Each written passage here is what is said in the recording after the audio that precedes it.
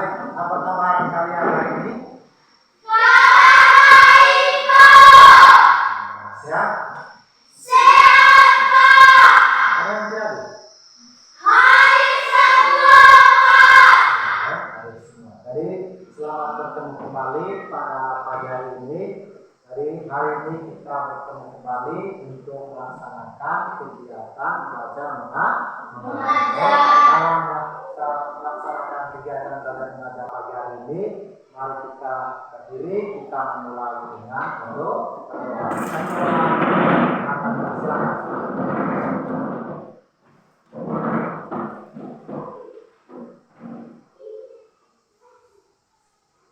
Marilah kita siap berdoa. Dalam nama Bapa dan Putra dan Roh Kudus. Amin. Bapa kami, Terima kasih kepada Oji yang sudah mengirimkan doa. Oji, seperti yang sudah dikatakan tadi, Bapak, hari ini kita kembali melaksanakan kegiatan belajar mengajar. Akan tetapi sebelum kita memulai kegiatan belajar mengajar kita semua berdiri, kita menyanyikan salah satu lagu nasional.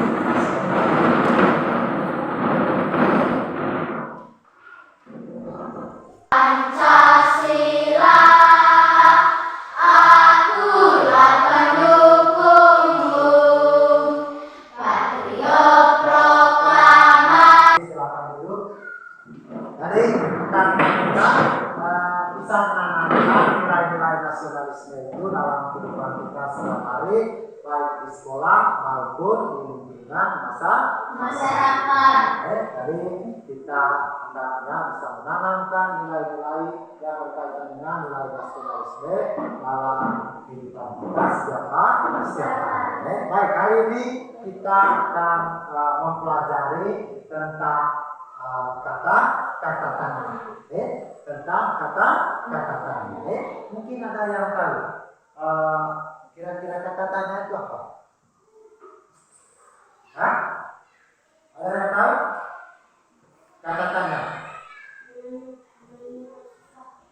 menanyakan sesuatu. Jadi dalam kehidupan kita setiap hari, terkadang kita tidak menyadari bahwa kita sering menggunakan kata-kata tanya tersebut untuk berinteraksi dengan sesama. Ada berapa macam kata tanya? Ada 6 kata tanya. Tapi sebelum kita lanjut ke materi berkaitan dengan kata tanya, jadi ada sebuah lagu yang berkaitan dengan materi kita, yaitu materi tentang kata tanya. Silakan berdiri, kita semua kembali berdiri, kita menyanyikan. Silakan. Sambil naik tangan. Itu kata tanya. Maka siapa? Kapan di mana? Maka siapa? Juga bagaimana? Jadi setiap kita menggunakan kata tanya itu pasti di belakangnya menggunakan apa? Kata tanya, bukan kata tanya ya. Menggunakan tanda tanya. Jadi kalau kita menggunakan kata tanya, pasti di belakangnya pasti menggunakan tanda tanya. Itu makanya dia diberi nama itu kata tanya. Tahu lambang kalau di kalimat tanda tanya. Tahu lambang tanda tanya tuh? Jadi kalau dalam sebuah kalimat itu ada tanda tanya, berarti cara pengucapannya itu harus sesuai dengan tanda tanya tersebut. Jadi ada perbedaan kalau kalimat yang menggunakan tanda koma atau kalimat yang menggunakan tanda titik dan kalimat yang menggunakan tanda tanya ataupun tanda baca yang lain. Jadi bunyinya pasti berbeda. Apalagi kalau kita menggunakan kata tanya atau kalimat tanya itu dalam kehidupan kita setiap hari. Namun sebelum kita melanjutkan ke materi tentang kata tanya, begitu juga dengan materi tentang kegiatan ekonomi di lingkungan masyarakat, tujuan. Ya, kita mempelajari materi ini pasti memiliki tujuan. Kalau tidak memiliki tujuan berarti kita tidak perlu mempelajari materi tersebut. Jadi ada tujuan sehingga kita mempelajari materi tersebut, baik materi berkaitan dengan kata tanya maupun materi berkaitan dengan kegiatan ekonomi. Jadi yang pertama, tujuan pertama itu kita mulai dengan tujuan kita mempelajari tentang kata tanya. Yang pertama supaya kita bisa menggunakan kata tanya itu dalam kehidupan kita setiap hari. Dan bisa kita gunakan kapan? Pada saat mana kita menggunakan kata tanya tersebut? Terkadang dalam berinteraksi kita dengan sesama. Kita mulai yang pertama itu berkaitan dengan kata tanya. Jadi kita sudah mengetahui tadi lambat atau tanda paksa yang menggunakan tanda tanya itu yang bagaimana. Dan sudah disinggung juga tadi bahwa dalam kehidupan kita setiap hari kita sering menggunakan kalimat tanya untuk berinteraksi atau berbicara dengan sesama. Mungkin ada yang tahu ada berapa jumlah kata tanya yang sering kita gunakan dalam kehidupan kita setiap hari? Yang tahu angkat tangan. Ada berapa? Ayo, yang tahu angkat tangan. Ada berapa jenis kata tanya? Kita mulai dengan kata tanya yang pertama itu, yaitu kata tanya a. Satu orang mungkin bisa menggunakan silakan. Kata tanya apa digunakan untuk menanyakan suatu benda, hewan dan tumbuhan? Jadi dia menanyakan, fungsinya dia itu menanyakan suatu benda. Itu yang oke, baik. Sekarang tugas kalian sekarang tulis contoh kata tanya yang lain. Selain yang sudah kita sebutkan. Kapan ayahmu pergi? Kapan ayahmu pergi? Mengapa kamu tidak pergi sekolah kemarin?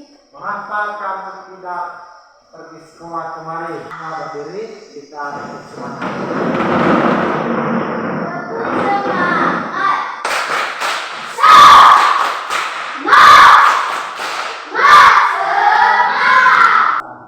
Kegiatan ekonomi baik di lingkungan sekolah maupun di lingkungan masyarakat. Di kelas 4 juga pernah singgung itu berkaitan dengan kegiatan ekonomi. Kita perhatikan ini salah satu kegiatan produksi yang mungkin pernah kita lihat di lingkungan masyarakat. Produksi yang kedua distribusi. Distribusi itu berarti yang terakhir adalah konsumsi. Kita datang ke sekolah ini pasti kita makan. Dari rumah kita makan. Berarti kegiatan konsumsi ini kegiatan menghabiskan. Silakan kalian duduk dalam kelompok masing-masing. Silakan.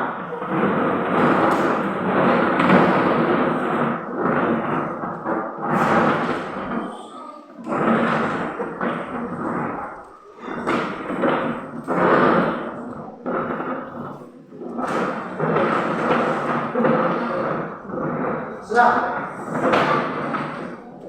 Jadi saya sudah siapkan lembaran yang harus saya kerjakan berkaitan dengan materi yang sudah kita pelajari.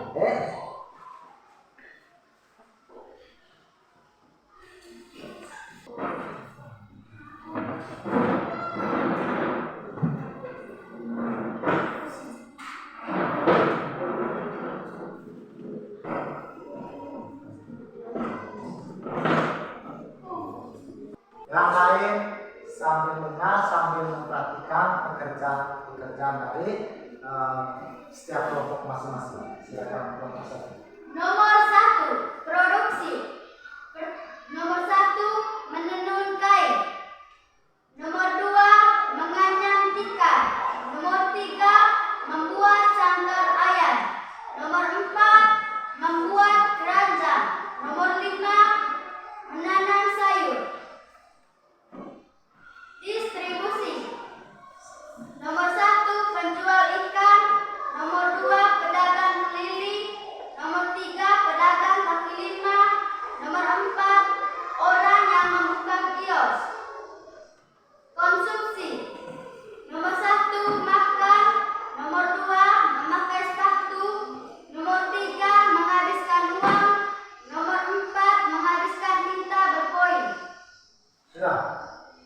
Baik, terima kasih. Kita beri tepuk tangan kepada kelompok tadi. Kelompok 2, silakan.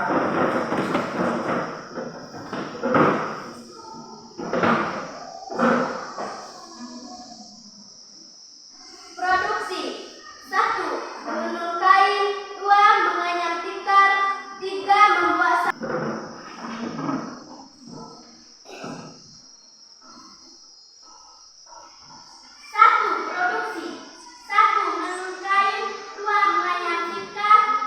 Membuat sangkar ayam, 4. menanam sayur, 5. membuat keranjang. 2. Distribusi 1. Orang yang memiliki kios, 2. pedagang keliling, 3. orang yang menjual baju, 4. orang yang menjual sepatu. 3.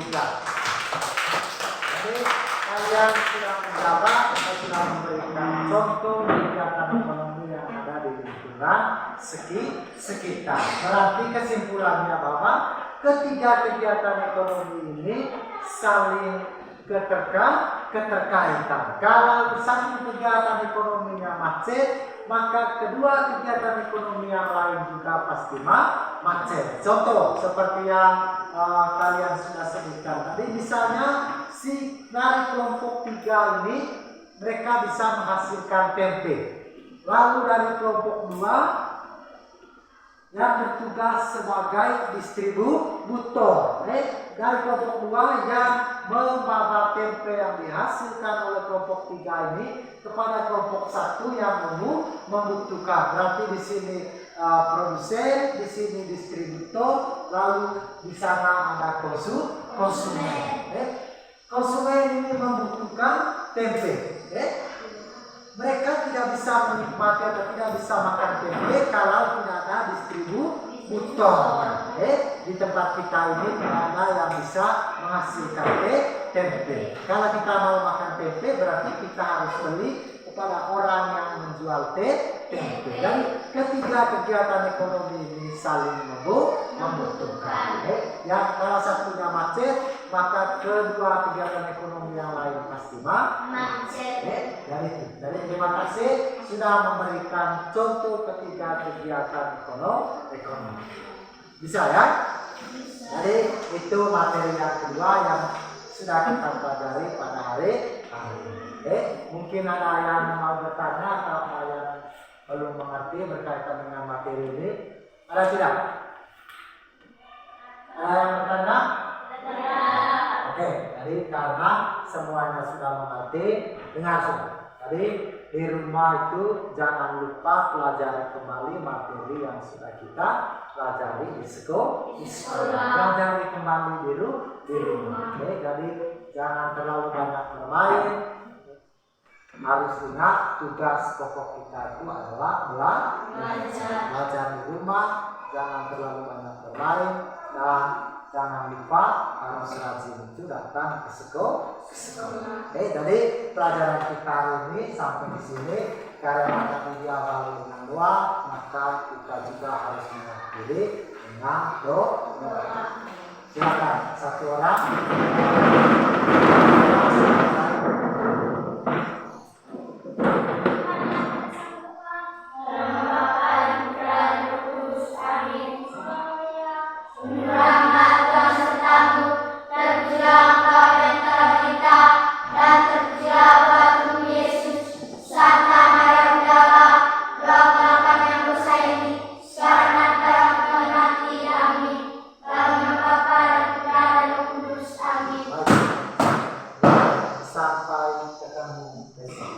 Selamat siang.